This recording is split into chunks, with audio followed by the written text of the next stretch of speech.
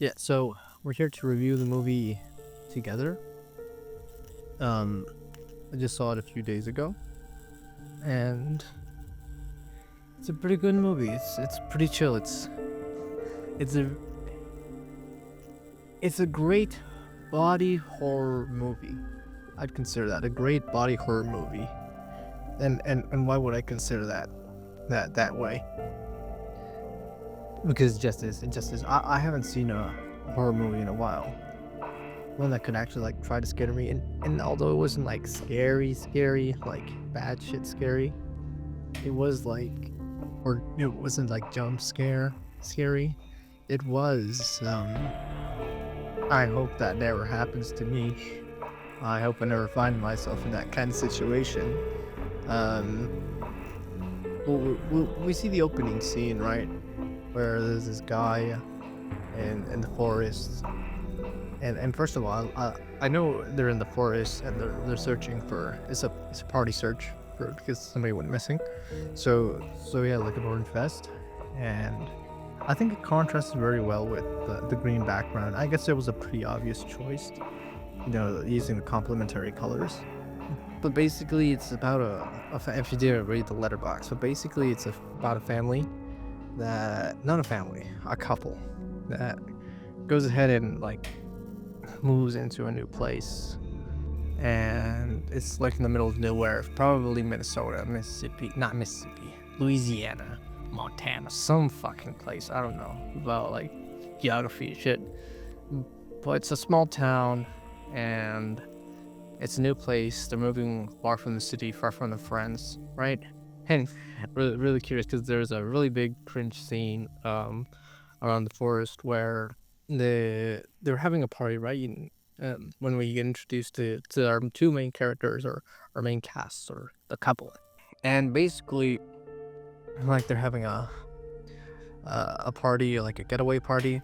So right there, oh fuck, they're going to a different place, and the guys, or I forgot the names. Honestly, I forgot the names. But the guy's girlfriend, well, the girlfriend in this scene is like kind of complaining about the relationship because they don't fuck, because this guy has unresolved trauma, and we'll see like why he had unresolved trauma. But basically, he's also not really as much in the idea to move out, but she found a school to work out. Like this bitch found somewhere to work at a school, and the guy's friends like invite him to be part of the band, to go touring, right? And he's like, oh yeah, I can definitely do it, even though I'm moving far away. And at the end of the party, like, there's this scene where her girlfriend's like talking to this chick, and I don't know what they were talking about, but I'm pretty sure she basically pressured her into getting married or making something really formal with her partner, just to fuck, or just for the hell of it, because they've been together for so fucking long. And I think that explains the scene where after that, like, they're having like a toast, and they just go, like, the talking to their friends, like, oh, it's great to see you guys, we're gonna miss you and all that. And this chick goes behind her partner and gets down on her knee to propose to him. And to be fair, it's the first time I've seen that in a movie, right, where the chick proposes to her man. Which, in all honesty, I kind of get like that fear of even brides, of like her other partners getting proposed, because it's like, okay, so how the fuck are you supposed to react? Like, how, like, whether you say yes or no, like, how the fuck are you supposed to react, right? I find it kind of cute, kind of endearing. The only big fucking problem is she didn't have a ring. She just literally went with nothing in her fucking hands. So real cringe, cause she did it on the spot. probably because of peer pressure. And then there's this weird ambiance where like nobody, like her partner didn't know what to say, how to react, say yes or no. But social pressure, peer pressure, he ended up saying yes, and it was really fucking awkward. And nobody really believed he wanted to get married to her, right? And that's cool, I guess, you know? And then they move out to the wilderness. Apparently this guy has like horror dreams of like some trauma he saw, because I think he experimented this happened to his parents before. And now I think about it, does that mean like it's his whole town? Probably he used to live there.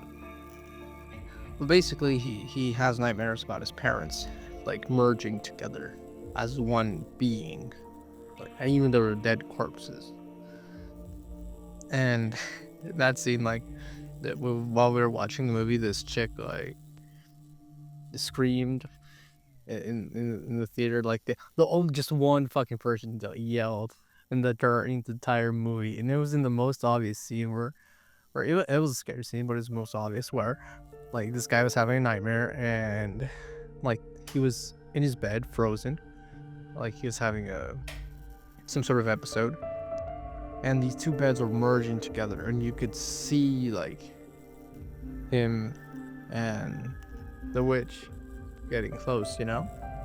And I think this part because, well, he's having nightmare. So like he tries covering his face with the bed sheets, and it's pretty obvious that he's gonna find something there, right? You know? And it was pretty fucking obvious. And even though, yeah, the witch popped out of under his bed sheets, the chick in the theater just still screamed, and I was like, okay, I mean, she scared me more than the fucking movie. I was like, damn, she was louder than the whole fucking speakers. I'm not gonna fucking lie. So once they move in, like they go exploring, because this chick goes to her job, and the principal, or just another teacher, I don't know exactly what he does, tell her like, oh, to go explore around the woods, right? And they do, and they end up falling up in this hole, and this is like where all the strange shit starts happening, you know? And they get into this little cult church cave thing. It's really weird. But the funny part is, like, he falls down, because he falls down and he loses his phone and shit like that, and he's hurt, and his partner also falls, and she's hurt, and he's like, damn, where's my phone? I had all my music there. I had all my files there, because he's a musician. So he's like prioritizing his work, you know? He doesn't really care about this bitch. It's pretty fun. Anyway, they can't get out of the holes because it's raining and they're lost. So they decide to stay the night there and drink some weird ass water from this puddle.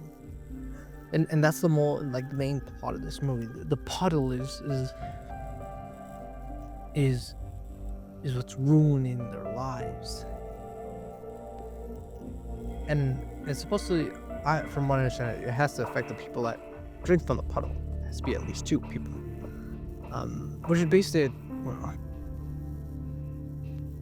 right? 2 people. And I didn't see this bitch drink from water. I saw her drink from a different bottle. Either way. So, they get out of there, right? This guy starts having like these problems where he can't he can't control his body. He wants to get so fucking close to his partner, even though he doesn't really have sex with her. Like, it's almost like he's so into her, like, sexually, but he doesn't want to. When he's out of that state of mind, he's scared. He's a little bitch, and it makes sense, you know. So he's having issues with trying to get trying to control this urge of trying to get close to her. In fact, in the scene, like he's bumping around his bathroom when her girlfriend goes to work, and also principal is like trying to hit on her coworker, apparently, you know. And I don't remember if it was her or her. Actually, yeah, now I remember. So in one scene, she invites him over for dinner, or he invites himself. I forgot. And then basically they're having dinner. Her partner, and her coworker, and they start talking about like where they fell down and stuff like that. And this guy starts like denying the existence of a cult and stuff like that. And then he says, "Oh yeah, well, there might have been a cult, but it was really fucking small. It wasn't fucking small." Because he just like casually brushes it off, like there was a mass suicide, you know, just a little mass suicide, and the fucking church disappeared, you know, real weird shit. And then this guy starts investigating like a missing persons case that happened there. And in that missing persons case, like he sees that they live close nearby where they were, right? And every day he's struggling more and more with this urge to get like close to her, physically close to her, to such a point that when he touches her, they get stuck, like if it was glue, like if they were merging together. That was like starting to get the creepies at me, you know? And it's just real weird. It's just real weird what's going on. Up until the point where he's about to leave to his concert. He's gonna go on tour, right? And he just can't. He has to go see his partner. And in this drug state, almost unconscious, he goes to her school and fucks her at the school bathroom. Finally, yeah, okay, finally, at least they fuck. But then you remember, oh fuck, when he touches her, they get stuck. So, they're like two fucking dogs stuck together in his fucking dick and Jesus Christ. Okay, so you're like, when you see the scene, it's like, oh fuck, they're stuck. What are they gonna do? How the fuck are they gonna get out of that situation? How the fuck are they gonna leave the bathroom without getting caught? Because they're in a fucking school. They're not. Jesus Christ. And they turn to a shot at his splasted ass small dick and his foreskin stuck inside the fucking vagina, and it's like, holy shit, I would never want that happen to me. That'd scare the shit out of me. Damn. And then a kid walks into the bathroom, and he sees them. He sees them, and he goes looking for someone. And this chick is like, we gotta get out of here now. I'm sorry. And you hear that, and you're like, oh no, bro.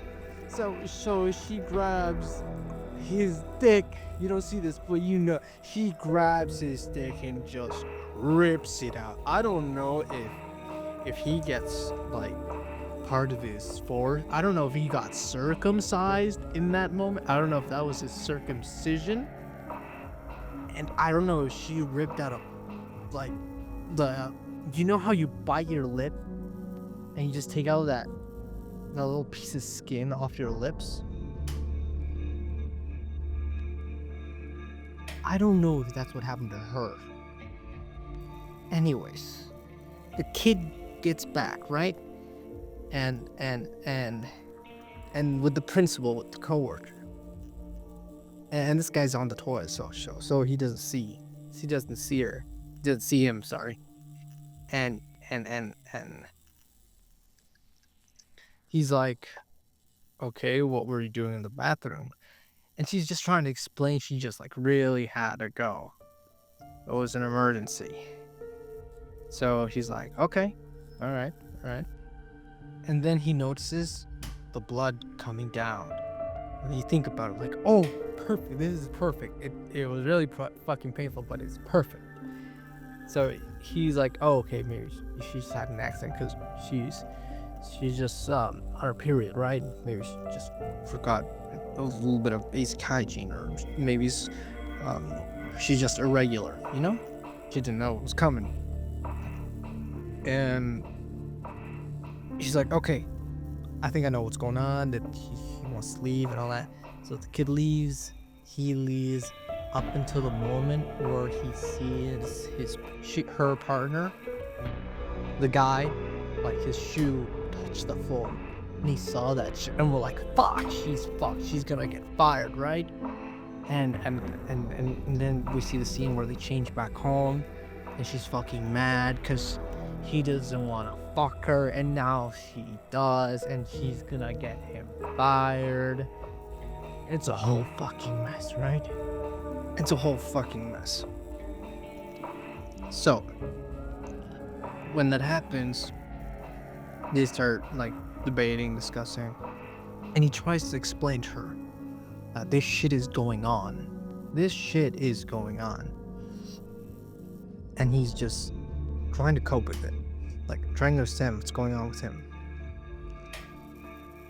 And she just doesn't believe him, and she leaves. She leaves to his coworker's house. And we're like, fuck. She's probably gonna cheat on his ass, and he's gonna be crying like a little bitch. Shit like that, you know? Oh well. She gets to her coworker's house. She's crying. She's apologizing. He invites her in to talk. To talk. The smooth talker, right? And so they talk. About like, oh, what's going on? Like, she's having a little discussion, and he's giving her marital advice, right? Because he used to be married. And he has 2 rings on his finger. And he's gay. He's gay. I'm talking about him being gay. That doesn't have much to do with him being gay. Probably just a little bit annoying, but I think now that I reflect on it, maybe it makes a little more sense. Well, when I was watching it, they were pushing very heavily on equality, like something like that. Because when she first met her coworker, and talking about her husband, her partner, whatever, he was like, my partner, or something like that. And he was like, oh, your partner or your boyfriend. I was like, no, something like my spouse, something like that. Like, they were using a lot of ambiguous words for partner. And also this guy was like, oh, your guy partner, your boy toy, or something like that. Like, nothing, just say boyfriend or husband. And for a second I was like, liberal shit. They're trying to induce the liberals, the left. They're trying to infect your mind. And then I'm like, okay, maybe because he's gay, and maybe he's just a little fruity. And if he's just a little fruity, then I guess that makes sense, you know? So he starts talking about the marriage, and he wants to show her like the video of her marriage, you know? But she has to go because her husband is outside the window looking for her. And they get in an argument again, and they go home, and they try talking about, like, what the fuck is going on with this guy? She doesn't want him no more. She wants him to fucking leave before her parents get there, because they're gonna visit them on Sunday. Something like that. And then he tries to explain to her, like, if she's ever felt that way recently. And in that moment when she's trying to leave to her bedroom, she feels it. She feels that invisible wall that doesn't let her get away from him. And she starts getting scared. So she denies it. And she gets stuck there for a few minutes, and she leaves. But he knows that she now knows there's something weird going on. And that night, like she goes to bed, he's on his work computer. And he just starts hearing this noise coming from upstairs. And it's her. And it's his wife, his partner, coming downstairs and smashing against the glass window of the living room. And you just see this shadow figure following his every move, up, down. And when he gets close to the window, like, you can feel her try to get through the fucking window, about to crack it. And up until the moment where he opens the door and she just goes ham into him right from face, and he tries waking her up. He tries getting her out of this unconscious state because she's probably sleeping, right? But it's not helping. So he slapped the shit out of her. He slapped the shit out of her. She wakes up. She's like, holy shit, what's going on? What are you doing? Bitch, what are you doing? You were in your bed, now you're in the fucking living room with a fucking bruised cheek. Like, and I don't know how it gets to the point where she starts recognizing its problem. But up there to the second night, I don't remember if it was the second night or not, but he starts, he has to, like, go sleep in another room. And he went to the doctor for this shit because maybe he thought he was just crazy. He was just sick. And they gave him just some pills, some relaxants. And he tries to care for his girl, for her husband, for her wife, or something like that, you know? I don't know what the proper. It's really confusing because I don't remember their names. And she's like, okay, because he's like going to the guest room, and he's like, hello you, and she's like, okay, and he closes the door, and he doesn't close the door. The fucking idiot doesn't close the door. Jesus Christ, he's stupid. Either way, he goes to bed, and nobody saw it coming, but he started, like, moving towards her again in his sleep, and he wakes up. Like, you think she like grabbed him in the middle of the night and now starts moving him because he's like on the floor, but no, he's just moving on his own. His body's like literally fucking moving on its own, not by walking but by fucking levitating. And you can hear his partner's door banging and you're like, oh fuck, and then the fucking door creeps open, and it's her standing up, and he's like in the weird ass position with his legs spread, and I thought they were gonna start fucking scissor, and she starts getting to the same position, bones cracking, all her ligaments moving against her will, and it starts getting closer and closer to him until she starts waking up and doesn't know what the fuck is going on. And now she starts realizing, no, fuck, this shit is real, this shit is fucking real. And he's like, okay, there's only one way to get out of this. Because they're so fucking close. They're gonna fucking merge by the fucking crotch. And in this part, I was like, what the fuck's going on? Is this movie over? It's like, it's been like 30 minutes. So it's like, holy fuck, fuck. It actually gives you that sense of like, unpredictability. Is like, is this really where the movie's gonna end? It's just been so fucking short. It's just that good. And he's like, you need to get the pills from my cabinet. And she tries getting the pills in this like very awkward fucking state where she can't fucking move her fucking limbs. And you just get close to the fucking, he just gets so fucking close. And he just gets so fucking close, and it's really funny. It's really funny because when she asked me like what kind of pills they are, he's like the camera, and he's like muscle laxatives, and it's really fucking funny. When I saw that meme, I was gonna say, when I saw that scene, it was really fucking funny. In fact, that day, if not the day before, I was looking at a video from I don't know who, but if I find it, I will definitely put it in the description. Where this YouTuber was talking about the line between comedy and horror.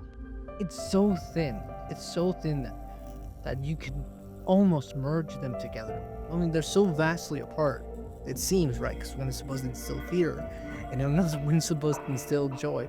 But it's so fucking close that if you just change one thing for another, like a little bit of music, a little bit of blood there, a little blood, no, a little bit of no blood here, a little bit of ambiance there, a little bit of glee here, a little bit of fruitiness there, a little bit of gay there, it becomes into a fucking comedy.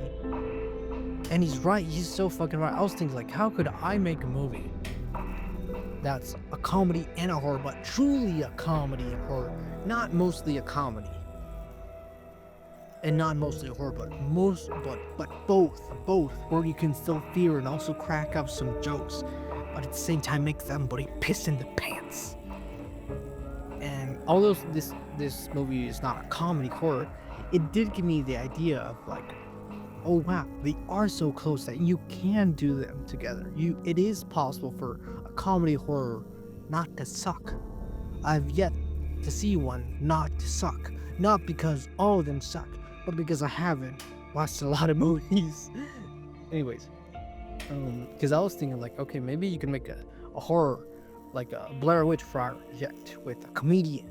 So the comedian can crack up some jokes, but it's about a comedian, but it's mostly about a horror, right? So you get both, best of both worlds. But no, you don't need a comedian. You just need to make it funny in some parts. And then that scene is really funny. It's like, muscle laxatives. But yeah, there was also other funny parts. And another funny part of that was like, he spilled all the pills on the floor and tried eating them. They tried eating them, but he was like, no, this is a bad idea. We gotta snort them. We gotta fucking snort them. So snorting them is faster. So he starts crushing the fucking pills with the bottle, and he starts snorting the powder of the pills. And they start, even though that happened, they started merging. Their hands started fusing together. And you're like, fuck, it's not working. They're fucked. And they both start getting knocked out. And you think it's over. You think it's the end. But the guy wakes up. And his partner is there with him. And she's like, I tried doing this while you were asleep, but I have to go out and do this. And you're like, what the fuck is going on? What does she mean? And they're not as fused as they were when at night, but they were still kind of fused together, and by the arms, by like the skin of the forearms. And she's like, I gave you alcohol so you wouldn't feel it. And a little bit of that. I'm not thinking about it. Why didn't she give herself alcohol? Either way, since they're connected by the arms, obviously the bloodstream is circulating both ways. So now she's drunk as well, and she's gonna use a fucking hacksaw or some, I don't know what it's called, but some machine to like cut off that part of their skin so they can separate. And you're like, oh fuck, they're really gonna fucking do this. There's no other fucking way. And I think it's a really great bopping experience.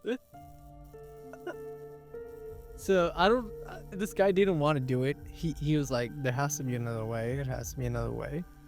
I don't remember what convinces him, but he gets convinced because of something. And so she cuts off the skin of their arm.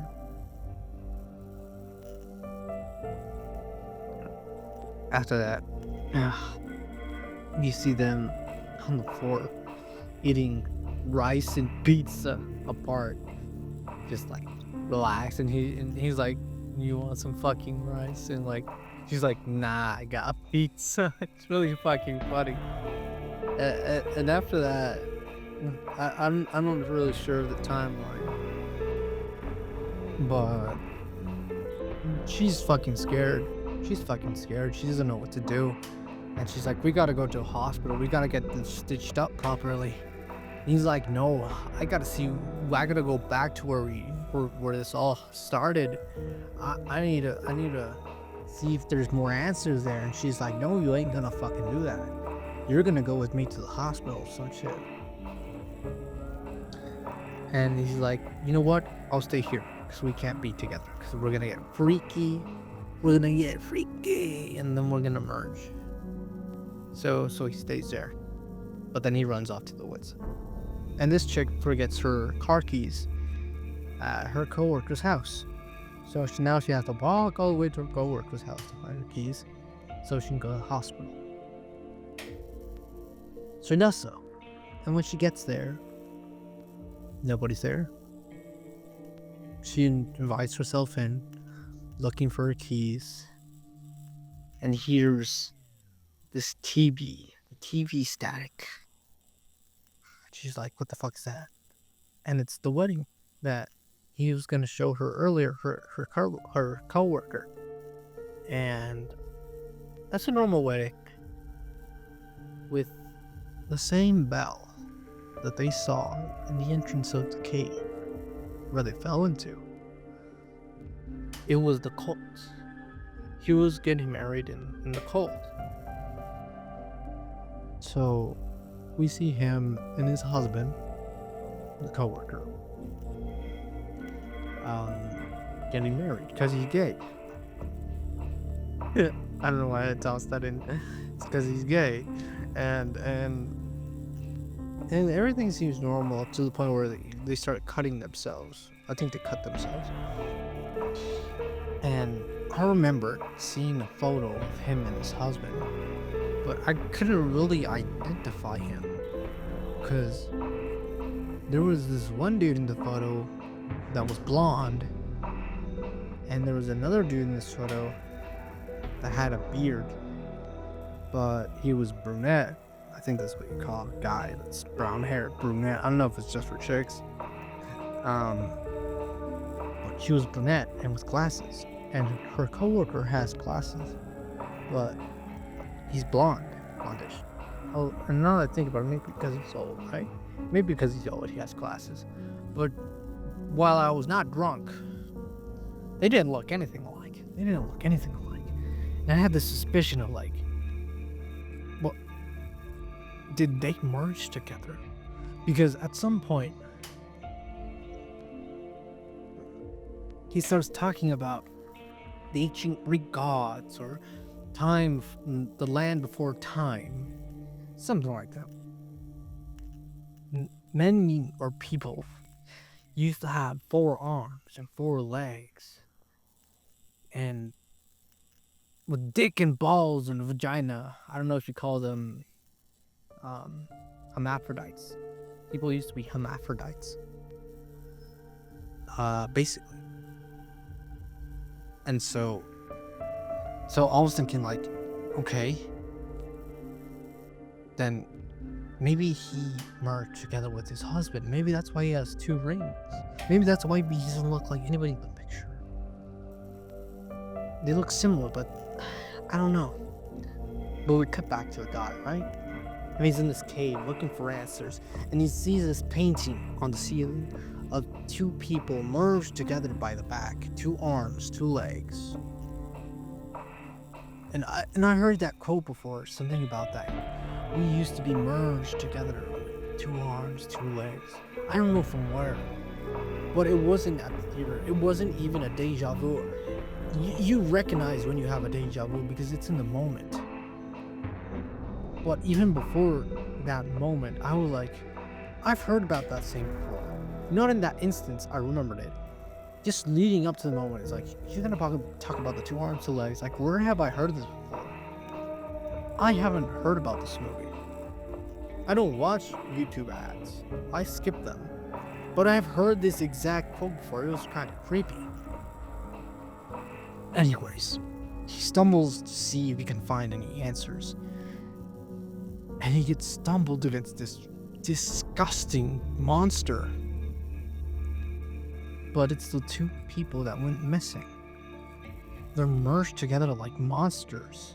2 different heads, 2 different arms. And this guy tries killing them because they're asking for help. But he just flashes with fingers and runs away. And the chick, while she's in her coworker's house, sees like her coworker in the movie and in the tape, we're watching the wedding, right? Them getting into the lake together and start kissing, and they start merging together.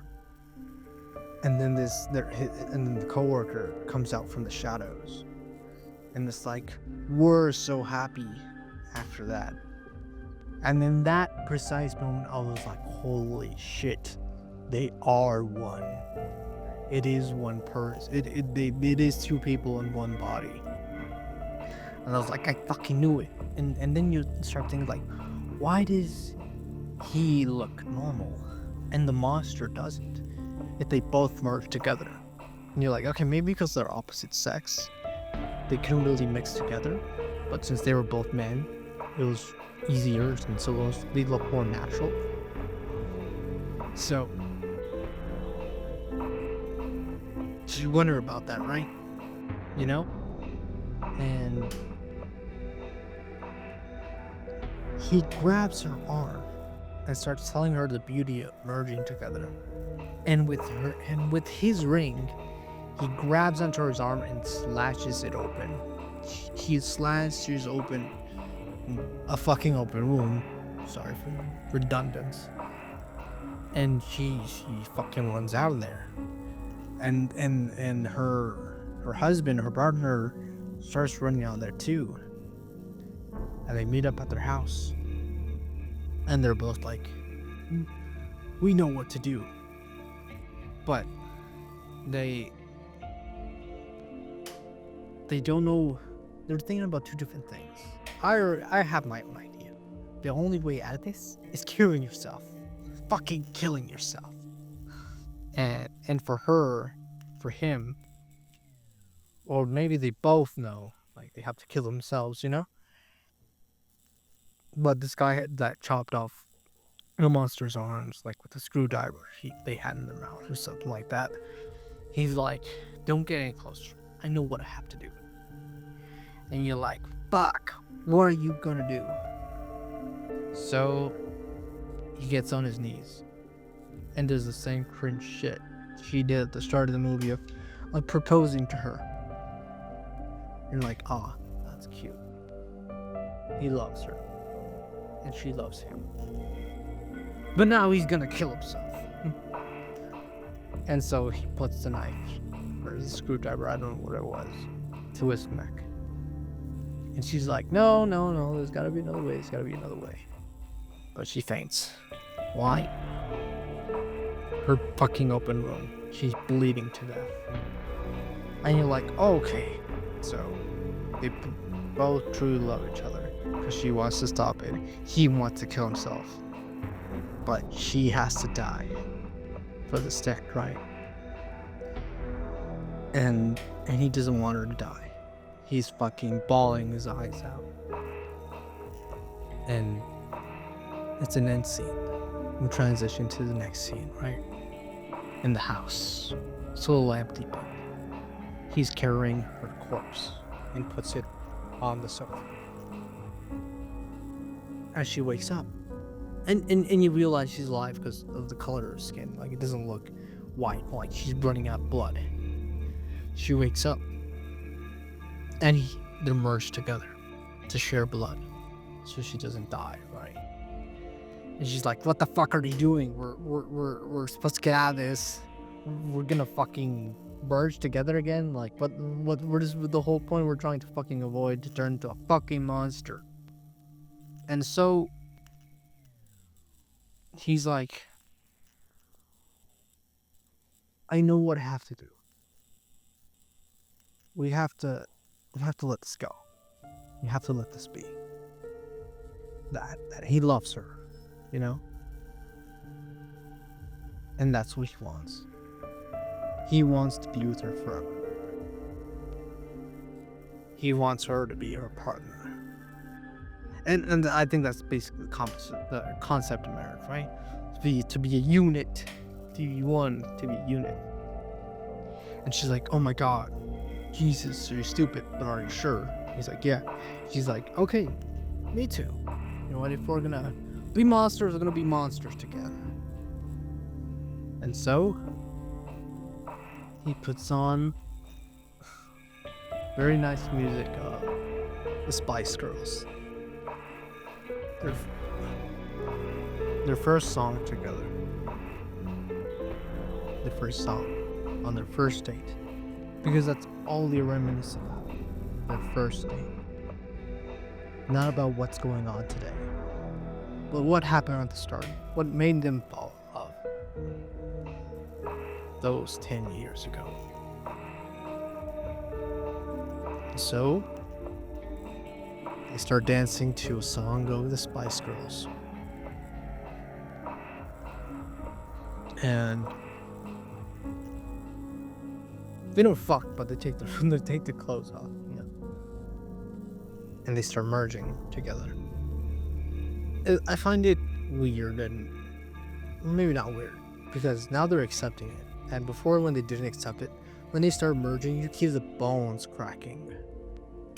You can hear them together, like merging, and them aching of pain because they were going to turn into this monster. Just because they couldn't accept merging together. And now that they're merging together, they don't really feel that pain. You could see her partner's hands, the guy's hands, go into her rib cage, and his fingers turn into more pieces of rib. But it doesn't hurt. I don't remember if I heard the bones cracking. But even if it did crack, he didn't scream. She didn't scream. Nobody was in pain.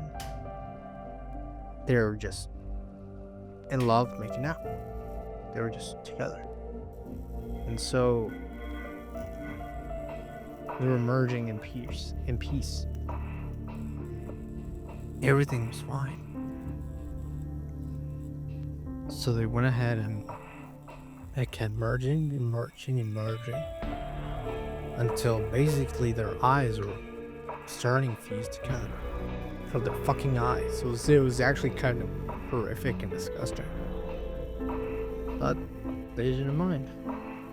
That's why it's a body horror, you know? And so, they merged together. Unsure if they turn into a monster, like the couple that went missing, or into one solid human being, like the gay guy, the gays. And her parents rock up to their house. They notice the blood on the floor.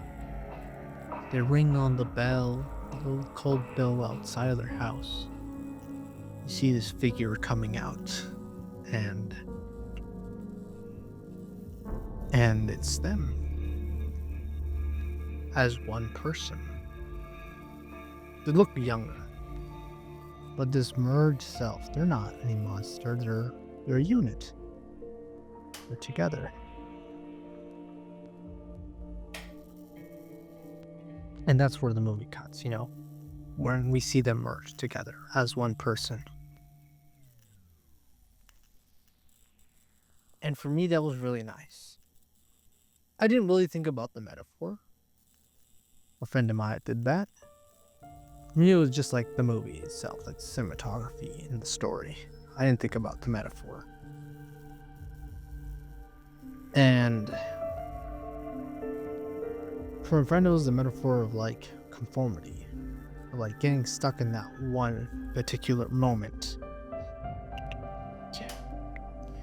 not one particular moment where you don't think about if anything has happened in those 10 years. You're still infatuated with that first moment you had together. The metaphor of conformity.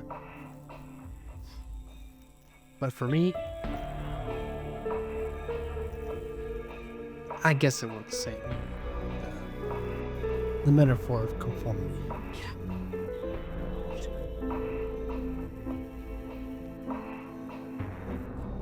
But for me, it was conforming to what you have. Yeah, the best part maybe was that first initial part of being together. But that shouldn't be the most exciting. And even if it is the most exciting, that doesn't mean that you discard everything else between those 10 years. Not having that spark or that honeymoon phase for the whole 10 years doesn't mean that you don't care, you don't love them, it's not real. It certainly is real. They certainly care. I think it's more of a metaphor of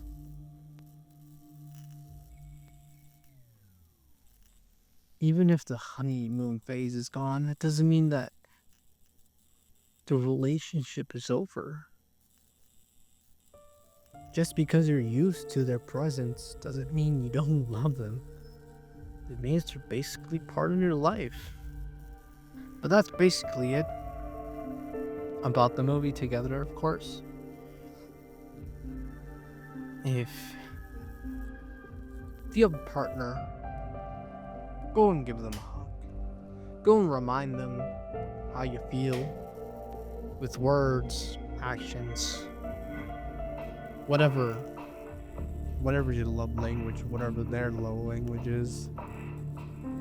Give them a little nudge like, hey, I care about you, I love you.